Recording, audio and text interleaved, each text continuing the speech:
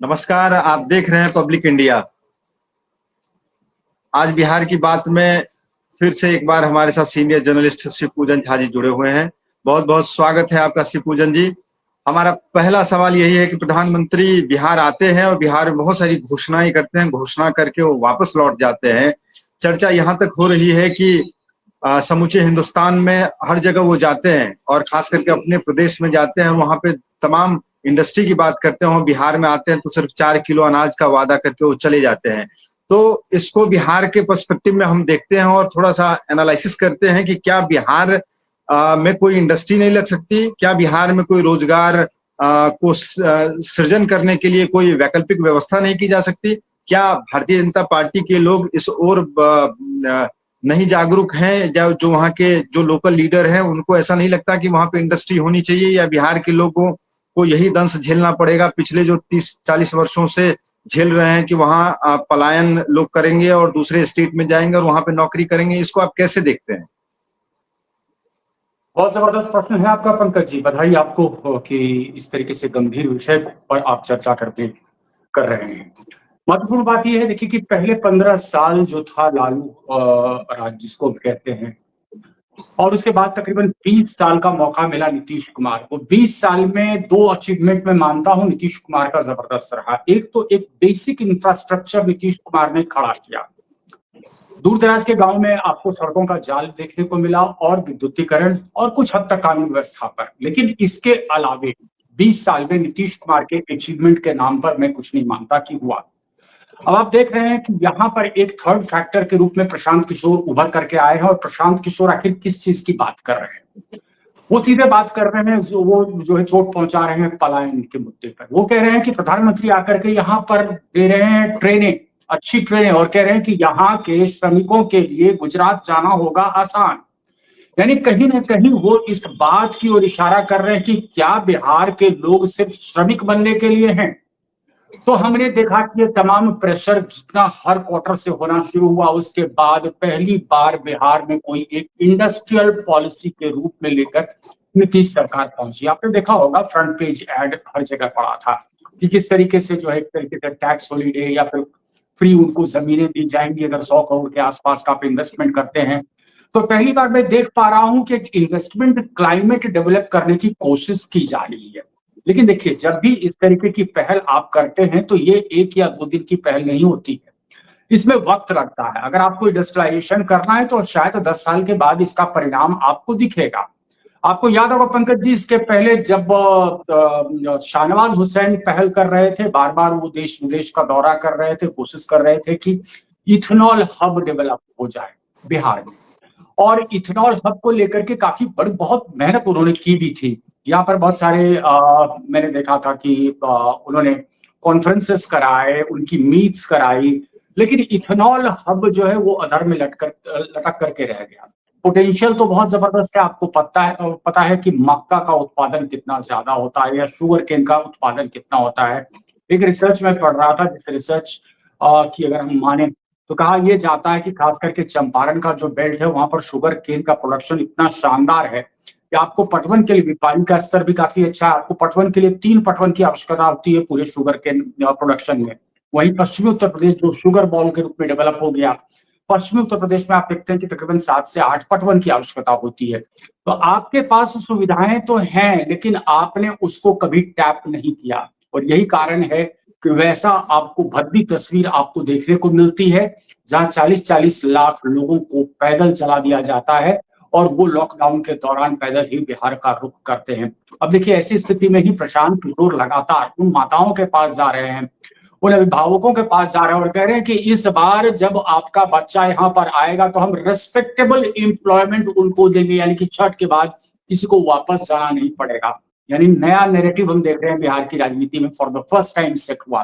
पिछले 35 साल से आखिर क्या नैरेटिव था? जात पात की नैरेटिव के ऊपर हमने कभी भी कोई नैरेटिव सेट यहाँ पर होते हुए नहीं देखा। रिजर्वेशन विद इन रिजर्वेशन, 50% से ऊपर का रिजर्वेशन कर देंगे, डोमिसाइल नीति लागू कर देंगे। अरे भैया, इन सबसे आगे बढ़ करके आप विकास की बात करो ना। वो विकास की बात करने वाला कोई नहीं था अब तक। लेकिन थैंकफुली पंकज जी, थोड़ा फक्र भी महसूस कर रहा हूं बिहारी होने के नाते कि कम से कम एक इंडस्ट्रियल पॉलिसी लेकर के नीतीश सरकार आई तो जरूर। बिल्कुल। एक बहुत बड़ा समिट अभी दिल्ली के अंदर हुआ था। मैं उसमें गया। तमाम स्टेट के मुख्यमंत्री और तमाम स्टेट के जो इंडस्ट्री मिनिस्टर हैं, सब लोग थे। बिहार कहीं ना कहीं नदारद था। हम लोगों को भी कई बार यह खलता है कि भाई बिहार में इंडस्ट्री नहीं है, बिहार का ग्रोथ उस तरीके से नहीं है, बिहार सबसे पिछड़ा स्टेट है, इसको लेकर के बात नहीं होती है। खैर, आपने पीके का जिक्र किया, पीके इस बात को उठा रहे हैं, बहुत अच्छी बात है। मुद्दा ये बन नहीं पाता चुनाव में। At the end of the day यही होता है कि जात पात और तमाम चीजें आ जाती हैं आगे, और उसके बाद ये होने लगता है। और मैंने अभी पिछले दिनों देखा, जब वोटर अधिकार यात्रा खत्म हुई तो तथाकथित गाली कांड को लेकर के एक अलग तरीके का नैरेटिव चलने लगा और ये तमाम चीजें हुई। प्रधानमंत्री आए, प्रधानमंत्री ने ये कह दिया कि जहां देखिए वहीं विरोध करिए, और हमारी मां को गाली दिया।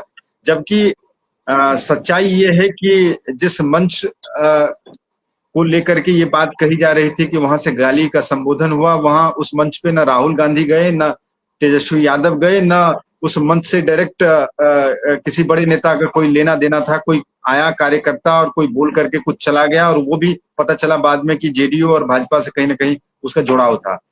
मैं ये जानना चाहता हूं कि प्रधानमंत्री जब आकर के बिहार के अंदर ये भाषण देते हैं और ये कहते हैं कि नहीं, आप विरोध करिए इन सब चीजों पर, तो क्या आपको नहीं लगता कि वो प्रधानमंत्री को ये भाषा शोभा नहीं देती, और एक तरीके से वो अपने कार्यकर्ताओं को भड़का रहे हैं, उकसा रहे हैं कि तुम जाओ और भिड़ंत करो? और यही कारण था कि आपने देखा कि पिछले दिनों बिहार बंद का आह्वान किया गया भाजपा के द्वारा, और तमाम जगहों पे ऐसी खबरें आई कि कहीं किसी विद्यार्थी को नहीं जाने दिया जा रहा है एग्जाम देने के लिए, कहीं प्रेग्नेंट महिला को रोक दिया गया हॉस्पिटल जाने से, और ये तमाम चीजें हो रही हैं। खैर, बंद का कोई बहुत ज्यादा असर तो नहीं हुआ, लेकिन आपको क्या नहीं, ऐसा नहीं लगता कि प्रधानमंत्री जी का जो उद्बोधन होता है बिहार के अंदर, वो कहीं ना कहीं अलग होता है और बाकी प्रदेशों में अलग होता है? देखिए, एक चीज तो स्पष्ट है कि जो मंच बनाया गया था उस मंच से प्रधानमंत्री को गाली दी गई, ये बात तो स्पष्ट है। और वो मंच कैसे बना था, तो भाई राहुल गांधी की यात्रा के दौरान वहां पर वहीं के स्थानीय एक नेता के द्वारा मंच को बनाया गया था। अब देखिए, आखिर क्यों भाजपा इस मौके को हाथ से जाने नहीं देना चाहती है, क्योंकि प्रधानमंत्री की मां को लगाकर गाली दिया गया, एक इमोटिव कनेक्ट है। और उसी पर प्रधानमंत्री कहते हैं कि वो सेंटिमेंट कार्ड खेलना, वो सेंटिमेंट कार्ड खेलने की कोशिश कर रहे हैं। ये पहली बार तो नहीं कर रहे हैं प्रधानमंत्री या भाजपा, इसके पहले चौकीदार, चोर है, मौत का सौदागर, सब पे हमने देखा कि पब्लिक सेंटिमेंट एक बिल्डअप होता है। प्रधानमंत्री बखूबी इस बात को समझते हैं कि ये जो बयान दिया गया और उसका कोनोटेशन अगर स्टैब्लिश करने में सफल होती है भाजपा कि ये बयान उसी मंच से दिया गया और उन्हीं के कार्यकर्ताओं द्वारा दिया गया, तो इसके दूरगामी परिणाम जरूर देखने को मिलेंगे। अब आप इसको कोरिलेट करने की कोशिश करें पंकज जी कि जितनी भी यहाँ पर स्वयंसेवी संस्थाएं हैं महिलाओं की, अब उनके लिए एकाएक हम देख रहे हैं कि घोषणाओं की झड़ी लगा दी है नीतीश कुमार ने। 10-10 हजार रुपए सबके खाते में। आज ही जो है तकरीबन मुझे लगता है 250 गाड़ियां वो रवाना की गई, एलईडी वैन्स। जो जीविका बहनें हैं उनको 10 हजार रुपए मुहैया कराए जा रहे हैं स्वरोजगार के लिए। जो एड्रेस हो रहा है इसी तबके की महिलाओं के लिए, आंगनबाड़ी सेविकाएं हों या फिर स्वरोजगार से जुड़ी हुई जो ये लोग हैं, ऐसे लोग जिनके खाते में 11-1100 रुपए पहुंचने शुरू हो गए, 10-10 हजार रुपए पहुंचने शुरू हो गए, और उनको पता है अगर सही तरीके से उन्होंने काम किया और एक सही रोड मैप उन्होंने दिखाया अपने बिजनेस प्लान का, तो 2 लाख रुपए तक मिल सकते हैं। तो मुझे लगता है कि जितनी भी योजनाएं महिलाओं के लिए खास करके हाल के दिनों में घोषित की गई हैं और उसी कार्यक्रम के दौरान ये इमोटिव कनेक्ट एस्टैब्लिश करने की कोशिश प्रधानमंत्री के द्वारा कि भाई मुझे मां लगा करके गाली दी गई, इन लोगों का हिसाब तो होना ही चाहिए। तो मुझे लगता है कि देखिए, इसको डैमेज तो जाहिर तौर पर इसका डैमेज कहीं ना कहीं फेस करना पड़ेगा। वाइड हो सकता था, लेकिन थोड़ा ये भी पड़ताल कर लें कि आखिर इसकी जरूरत आई क्यों। अब आप देखिए कि जो नैरेटिव है, अभी नैरेटिव का स्तर कितना गिर गया है। रे बे टाइप की बात होनी शुरू हो गई है। बार बार कहा जा रहा है कि जो गरिमामयी एक संबोधन होना चाहिए वो नहीं हो पा रहा है राहुल गांधी के द्वारा, और तू तड़ाक की भाषा का इस्तेमाल कर रहे हैं राहुल गांधी। तो ये मैनीफोल्ड मैग्नीफाई हो जाता है नीचे के स्तर पर आते आते। जो नीचे लेवल पे कार्यकर्ता हैं वो मैनीफोल्ड इस चीज को मैग्नीफाई कर सकते हैं। और इसी का हमने देखा परिणाम वहां पर, जो जिस तरीके से एक मंच से प्रधानमंत्री को गालियां पड़ी गई। लेकिन देखिए ये क्या है कि क्योंकि सिर्फ एक इमोटिव कनेक्ट एस्टैब्लिश करने की बात होती है, तो भाजपा इस मौके को बिल्कुल नहीं गवाएगी और कोशिश करेगी कि इसको प्रॉपर तरीके से भुनाया जाए। अभी मैं 1-2 दिन पहले उपेंद्र कुशवाहा जी को सुन रहा था, उनका एक रैली में संबोधन हो रहा था और कहीं न कहीं वो इस बात को एडमिट कर रहे थे कि एसआईआर को लेकर के जो समय देना था इलेक्शन कमीशन को वो बहुत कम था। साथ ही साथ वो ये कह रहे थे कि बिहार में जितना पॉपुलेशन है उस हिसाब से बिहार को अभी तक न्याय नहीं मिला है। इसको आप किस तरीके से देखते हैं? क्या कोई वो दिल्ली तक कोई मैसेज देना चाहते हैं उपेंद्र कुशवाहा? देखिए सीट बंटवारे का वक्त है। इसके पहले आपने सुना था कि चिराग पासवान किस तरीके की बयानबाजी कर रहे थे, अपनी सरकार के खिलाफ ही मुखर हो रहे थे।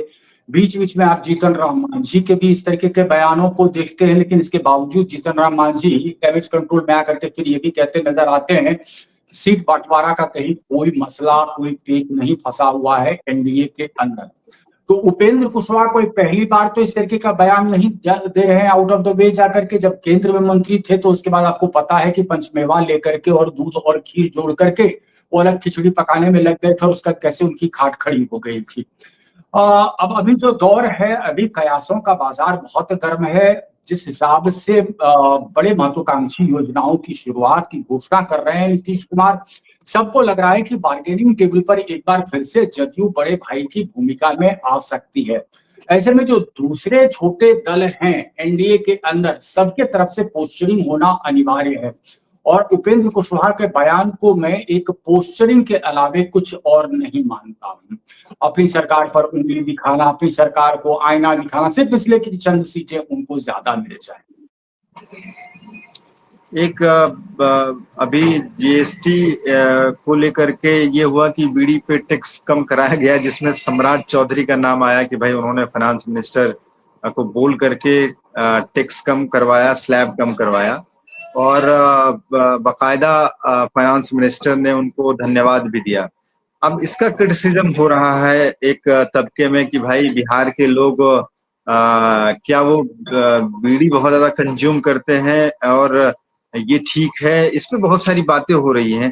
तो क्या आपको लगता है कि ये ठीक है, जबकि सिगरेट वगैरह ये सब जो ऐसी चीजें हैं उसमें तो टैक्स बहुत ज्यादा सरकार के द्वारा इम्पोज किया गया? बीड़ी पर मुझे लगता है जो राजनीतिक बीड़ी और बिहारी को लेकर के हुई, उसके ज्यादा दूरगामी परिणाम होंगे। अदरवाइज बीड़ी पर टैक्स कम कर दिया गया और उससे अगर भाजपा को लगता है कि जो गरीब तबके के लोग जो बीड़ी कंज्यूम करते हैं उनका बहुत ज्यादा वोट उनको मिल जाएगा, तो ऐसा होता नहीं है।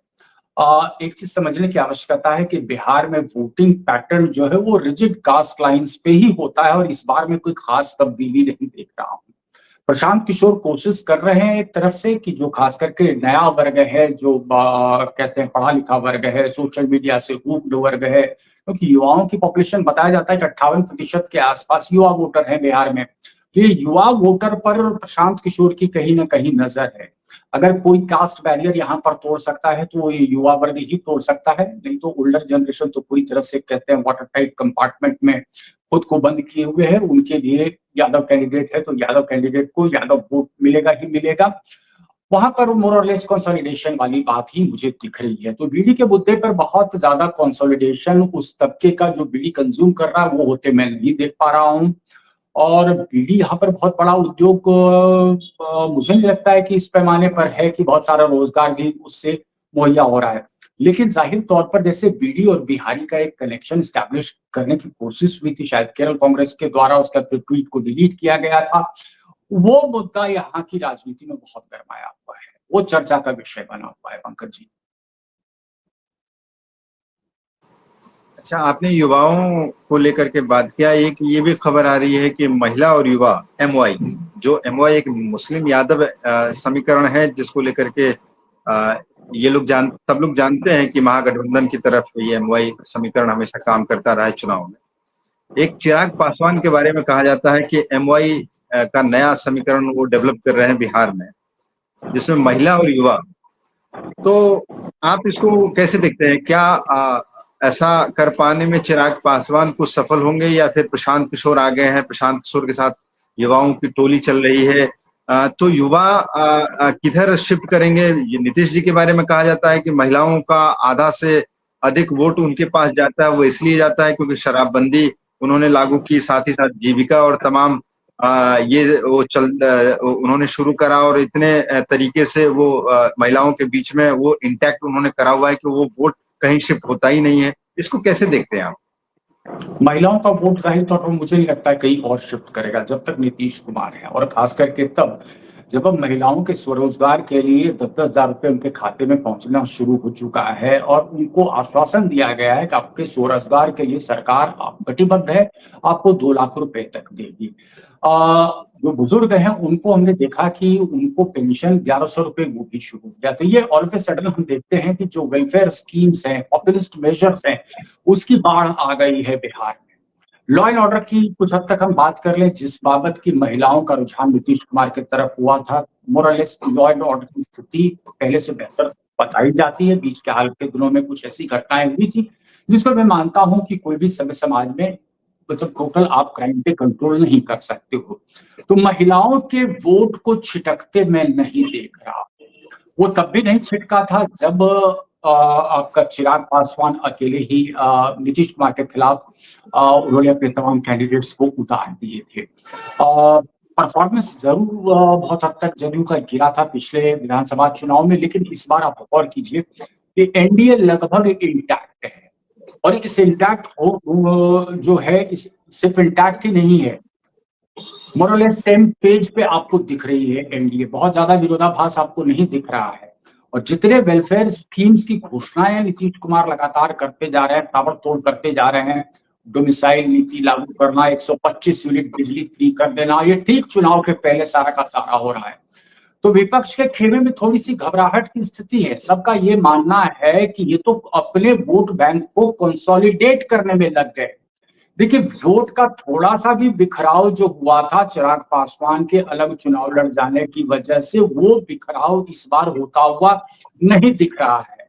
प्रशांत किशोर एक फैक्टर है, लेकिन रिजिड कास्ट लाइंस पर जहां पर वोटिंग होती है वहां पर वो कितना अपने लिए स्पेस बना पाएंगे ये कहना मुश्किल है। ये भी कह पाना इस वक्त पर मुश्किल है कि प्रशांत किशोर अगर डेंट पहुंचाएंगे तो किसको पहुंचाएंगे, एनडीए को पहुंचाएंगे या फिर वो इंडिया अलायंस को पहुंचाएंगे। उपचुनाव के नतीजों का अगर आकलन हम करते हैं तो पता चलता है कि इंडिया अलायंस को जबरदस्त उन्होंने डैमेज पहुंचाया था, 10% वोट शेयर क्लेम करके।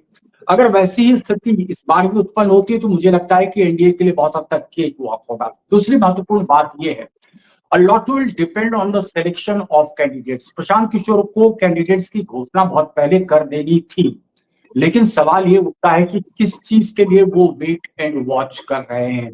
महत्वपूर्ण बात यह है, अब देखिए जो डिसग्रंटल्ड लॉट होंगे, जिनको टिकट्स डिनाई होगा एनडीए के खेमे में या महागठबंधन के खेमे में, ये जाहिर तौर पर रुख करेंगे जन स्वराज पार्टी का, और उनको अगर टिकट मिलता है तो वो 15,000 20,000 वोट लाने में स्वतः सक्षम होंगे। ये 15,000 20,000 का वोट जो है वो बड़ा क्रूशल हो जाएगा। कई मायने में पंकज जी आप देखेंगे कि ये चुनाव इतना महत्वपूर्ण है कि आपको विक्ट्री मार्जिन 150-200 के रेंज में आकर के सिमट करके रह जाएगा। हम पहली बार देख रहे हैं कि बिहार की राजनीति में एक ट्रायंगुलर कॉन्टेस्ट हो रहा है। अदरवाइज हमने हमेशा देखा है कि यहाँ पर जो है दो पार्टियों के बीच में ही कॉन्टेस्ट रहा है। इस बार मुझे महसूस हो रहा है कि ट्रायंगुलर कॉन्टेस्ट है। चलिए थोड़ी देर के लिए मान लेते हैं कि जो दावा कर रहे हैं प्रशांत किशोर कि लैंडस्लाइड विक्ट्री उनको आएगी, और अगर 10-15 कैंडिडेट उनके जीत करके आते हैं तो अपने कैंडिडेट को स्वतंत्र कर देंगे, आपको जिस तरफ जाना है आप जा सकते हैं, और party will start right from the scratch, यानी कि जीरो से फिर से शुरुआत करेंगे। ये कॉन्फिडेंस जो है प्रशांत किशोर का इस बात की तस्दीक कर रहा है, और मुझे भरोसा इस बात की दिला रहा है कि प्रशांत किशोर राजनीति 2025 की नहीं कर रहे हैं, बल्कि जो पॉलिटिकल वैक्यूम बिहार में इमर्ज कर रहा है तो वो कहीं ना कहीं 2030 को ध्यान में रख करके अभी से राजनीति करनी शुरू कर दी है उन्होंने। बिल्कुल ठीक कह रहे हैं आप। मैं एक चीज जानना चाहता हूं कि ये चुनावी वर्ष है, 1-2 महीने बाद चुनाव होने हैं, ताबड़तोड़ घोषणाएं नीतीश जी की के द्वारा की जा रही है जैसा आप बता रहे हैं, और आप ये भी कह रहे हैं कि कहीं न कहीं एक बड़े वर्ग को प्रभावित करने की कोशिश हो रही है और तमाम लोक लुभावनी घोषणाएँ जो हो रही है। मैंने कई ऐसे स्टेट में देखा है, आपने भी देखा है कि ऐसी घोषणाओं के बावजूद भी सरकार बचा पाने में कई स्टेट में जो पार्टियाँ वो नाकाम रही हैं। तो आपको ऐसा क्यों लगता है कि नहीं नीतीश कुमार, जबकि ऐसी एक धारणा बन गई है बिहार के अंदर भी और बिहार के बाहर भी कि नीतीश कुमार अब अपने ढलान पर हैं और जो भी हो लेकिन वो मुख्यमंत्री तो नहीं बनेंगे कम से कम, मतलब ये स्थिति उनकी अब नहीं रही है। तो इन घोषणाओं को लेकर के जो चर्चाएँ हो रही हैं कि हाँ सरकार एनडीए बना ले जाएगी, इसमें मुझे ये लग रहा है कि मैं जब घूम रहा था अभी, तो मैंने देखा कि वो सारी बातें ठीक है, लोग लाभ भी लेना चाहते हैं, लेकिन लोग बहुत होशियार हो गए हैं और बिहार की जनता तो वैसे ही पॉलिटिकली बहुत ज़्यादा एक्टिव रहती है। तो हमें आपको कहीं ऐसा नहीं लगता है कि इन सब घोषणाओं का भी बहुत ज़्यादा असर नहीं पड़ने वाला है, क्योंकि 1 आध महीने के बाद चुनाव होना है और ये तमाम घोषणाएँ जो तेजस्वी यादव बोलते रहे हैं कि हमारे मैनिफेस्टो में होगा, हम आएँगे तो ऐसा करेंगे, हम जब थे सरकार में तो हमने इतना रोज़गार दिया, हम ये चीज़ें करेंगे और तेजस्वी यादव ये कहते भी हैं कि भाई हमारी सारी चीज़ों को लेकर के नीतीश कुमार जी वो लगातार घोषणाएँ कर रहे हैं। तो कहीं न कहीं इसका जनता के बीच में एक ऐसा नहीं होगा कि भाई आप 20 साल से सरकार में थे तब तो इन सब चीज़ों को आपने करा नहीं और अभी लास्ट मोमेंट पे आप ऐसा कर रहे हैं, तो ज़ाहिर-सी बात है चुनाव को देखते हुए कर रहे हैं और सरकार के पास माली हालत इतने खराब है कि वो 10,000 रुपए जो अभी घोषणा कर रहे हैं वो इस महीना तो दे दिया या इस वर्ष दे दिया, अब तो चुनाव के बाद देना है नहीं। तो वो चीज़ें चेंज हो जाएँगी, इस तरीके की भी बातें हो रही हैं।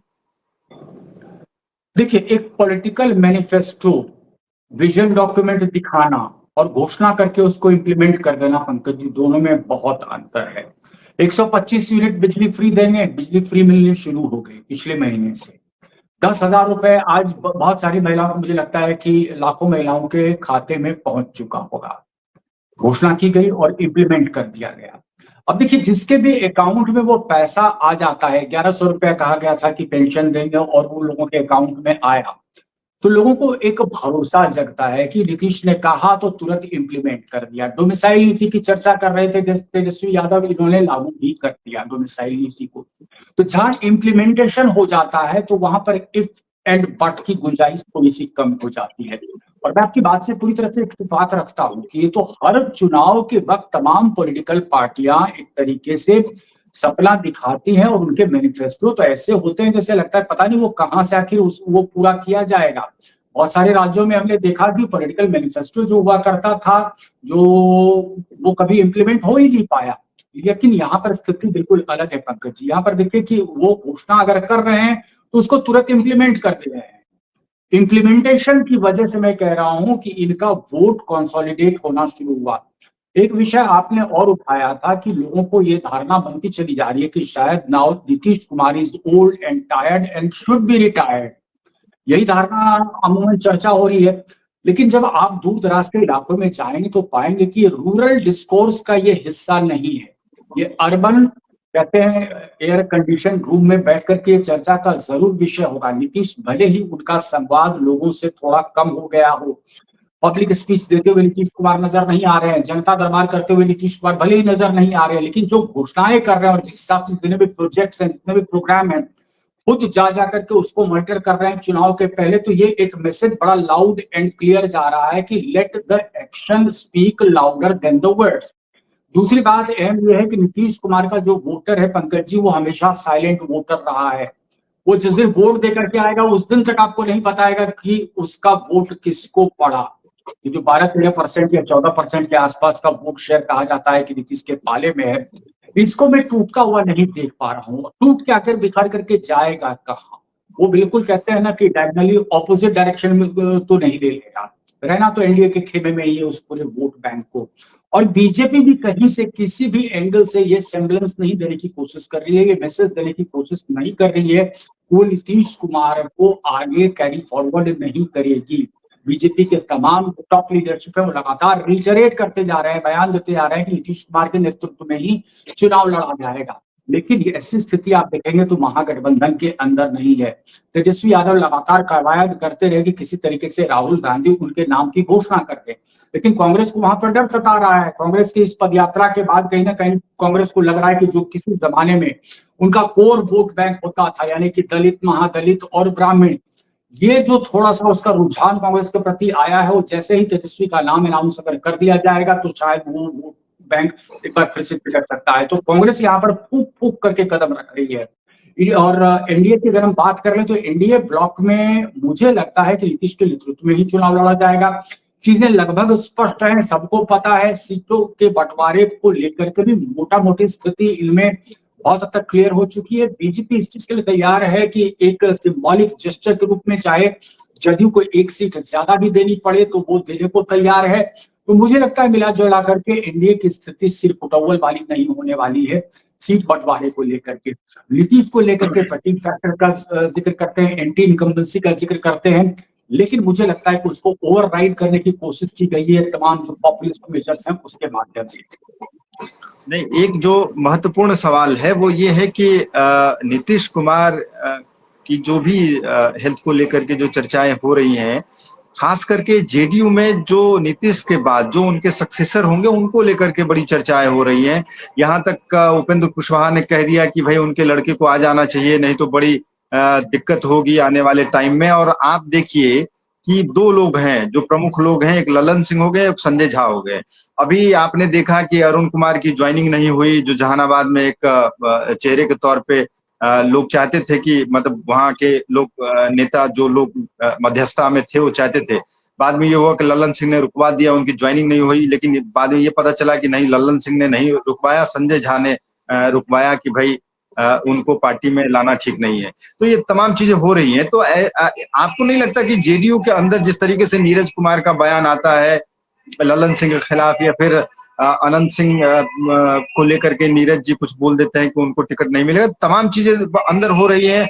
एक फॉरवर्ड बैकवर्ड का अलग खेला चल रहा है पीछे से। तो आपको नहीं लगता कहीं ना कहीं जेडीयू के अंदर बहुत अंतर कला है, तो एनडीए को नुकसान होगा उससे? देखिए, मुझे लगता है कि ये लोग इस चीज को पब्लिक डोमेन में आने नहीं देंगे। कम से कम चुनाव तक इस पर वो कोशिश करेंगे कि इस पर पर्दा डाल करके रखा जाए। लेकिन जैसे ही चुनाव के नतीजे सामने आएंगे तो मुझे लगता है कि अगर नीतीश कुमार अभी इस स्टेज पर अपना सक्सेसर डिक्लेयर नहीं करते हैं, निशांत के लिए तो मुझे लगता है काफी देर ऑलरेडी हो चुकी है। He will no longer take to politics like the duck takes to water, क्योंकि वो ग्रूमिंग नहीं हुई है। वहीं पर हम कंपेयर करते हैं लालू के छोटे बेटे से, तो उनकी प्रॉपर ग्रूमिंग हो गई। 2014 से मैंने देखा है कि किस तरीके से रैलियां वो अकेले खुद ही कर रहे थे और लोगों के साथ कनेक्ट एस्टैब्लिश कर सकते थे। तो वहां पर उनकी प्रॉपर ग्रूमिंग हो गई, ट्रेनिंग उनका प्रोग्राम हो गया। चिराग पासवान की प्रॉपर ट्रेनिंग हो गई, उनकी ग्रूमिंग हो गई, निशांत की नहीं हो पाई है। तो निशांत को लेकर के जो बातें कही जा रही है कि उनको आ जाना चाहिए, अगर आ भी जाएंगे तो पैराशूट ड्रॉपिंग कही जाएगी। नीतीश कुमार खुद इसके बहुत खिलाफ हैं। लेकिन मूल प्रश्न पर मैं आता हूं कि जदयू का क्या होगा नीतीश कुमार के बाद। ये तो देखिए स्पष्ट है कि 25 के बाद नीतीश कुमार फिर से मुख्यमंत्री बनेंगे, 25 से 30 फिर से नीतीश। इस पर एक बहुत बड़ा सवाल है, और कम से कम मैं आपको डंके की चोट पे कह सकता हूं कि नीतीश कुमार कम से कम मुख्यमंत्री नहीं बनेंगे। अगर बनते भी हैं तो मुझे लगता है कि शायद उनके लिए बहुत बड़ा सुसाइडल ये होगा। हाई टाइम एक रिस्पेक्टेबल हाई ग्राउंड प्ले करके उनको नीतीश कुमार को खुद से एग्जिट लेना चाहिए। हालांकि उनका कहना है कि 2020 के चुनाव के नतीजे के बाद भी उन्होंने कहा था कि बीजेपी की तरफ से ही मुख्यमंत्री होना चाहिए। तो कुर्सी कुमार का जो तमगा है वो बार बार इनके साथ चिपकता ही रहता है। लेकिन आपकी बात से मैं पूरी तरह से इत्तेफाक रखता हूँ। जदयू में सिर्फ 2 खेमा नहीं है, बताया जाता है कि जदयू में 4 खेमा है। क्या एक खेमा राजद के साथ सटेगा, क्या एक खेमा इंडिपेंडेंट रहेगा, क्या एक खेमा भाजपा के साथ जाएगा? यही 3 पॉसिबिलिटीज हैं। और पार्टी कुल मिलाकर के आप देखेंगे कि वो डाउनफॉल के स्टेज पर चली जाएगी। रीजनल पार्टीज में जब तक सक्सेसर कोई डिक्लेयर नहीं होता है, समाजवादी की पार्टी का सर्वाइवल की वजह आप जान रहे हैं कि भाई अखिलेश यादव पार्टी की कमान संभाल करके उसको आगे लेकर के जा रहे हैं। और इनका जो सपोर्ट बेस होता है, सपोर्ट बेस के लिए ये मायने नहीं रखता है कि मुलायम का बेटा ही क्यों बना। सपोर्ट बेस के लिए ये मायने रखता है कि मुलायम का बेटा को ही बनना चाहिए, लालू के बेटा को ही बनना चाहिए सक्सेसर। वो फैमिली एलिजियंस की तरह की हो जाती है। तभी आप देखते हैं कि वो वोट बैंक कभी छिटकता नहीं है। एड ऑन भी नहीं हो सकता, लेकिन छिटकता नहीं है, आप लाख कोशिश से कर लें। तो जदयू मुझे लगता है कि डाउनफॉल के स्टेज पर है। नीतीश कुमार रिटायरमेंट लेते हैं नहीं लेते हैं अभी नहीं कह सकता, लेकिन मुझे मुख्यमंत्री बनते नहीं दिख रहे हैं। लेकिन इन सब प्रयासों के बावजूद एक चीज मैं कह पाऊंगा आपको इस स्टेज पे कि जितनी भी योजनाओं की घोषणा हो रही है पंकज जी, इसने एनडीए की स्थिति को बहुत मजबूत किया है विस अगेंस्ट द कॉम्पिटिटर्स। हम लोग इस पे और किसी दिन चर्चा करेंगे, जेडीयू के अंदर जो कुछ हो रहा है और उससे भारतीय जनता पार्टी किस तरीके से उसको ड्राइव कर रही है पीछे से, उस पर हम चर्चा करेंगे। अभी चलते चलते एक आखिरी सवाल, तेजस्वी यादव यात्रा फिर से वो निकाल रहे हैं, क्या आप देख रहे हैं वोटर अधिकार यात्रा की अपार सफलता के बाद ये तेजस्वी यादव के दिमाग में आया कि भाई जो जिले छूट गए हैं उनको कवर करना जरूरी है, और लिहाजा वो उन्होंने तय करा कि भाई अब एक दूसरी यात्रा हम निकालेंगे? या आप इस तरीके से देख रहे हैं कि वो कांग्रेस की यात्रा हो गई तो तेजस्वी अपनी खुद की अलग से आरजेडी की यात्रा निकालना चाह रहे हैं? बिल्कुल यही बात है पंकज, यही बात है। Hit the bullseye. देखिए स्थिति ऐसे समझिए, मुद्दा कौन सा उठाया राहुल गांधी ने, और जितने भी उन्होंने केस स्टडीज दिए सब किस तरीके से टाइम फिक्स हुए। ये मुद्दा एसआईआर का क्या एक ऐसा मुद्दा था, या वोट चोर गद्दी चोर एक ऐसा मुद्दा था जिसका भी कोई पीपल कनेक्ट हुआ? आप जो यात्रा को देखते हैं, कौन सी ऐसी जगह आपने देखी कि लोगों का एकदम ऐसा देखो एक इमोटिव कनेक्ट स्टैब्लिश हुआ? राहुल गांधी सड़क पर आएंगे, उनको देखने के लिए एक भीड़ उमड़ती है। बहुत न्यूट्रल असेसमेंट करके आपको मैं यहाँ पर देता हूँ।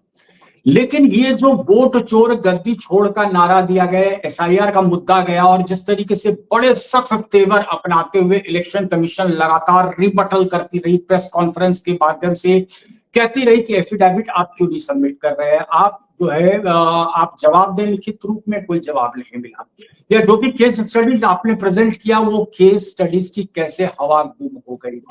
तेजस्वी यादव का याद होगा, ऑलरेडी का उनका तो नाम ही काट दिया गया, पता चला कि बाद में दो जगह नाम उनका जुड़ा हुआ है। तो ये कोई मुद्दा है नहीं, ऐसी कोई बहुत बड़ी लिस्ट है नहीं कि लोगों के नाम डेलिबरेटली काट दिए गए हैं। समस्या कहां पर हुई, क्यों इन पार्टियों को दिक्कत हुई? याद होगा एक दौर था जब लालू प्रसाद यादव कहा करते थे कि बैलेट बॉक्स से जिन्न निकलेगा, तो जिन्न निकलना बंद करने की कवायद है इलेक्शन कमीशन की तरफ से।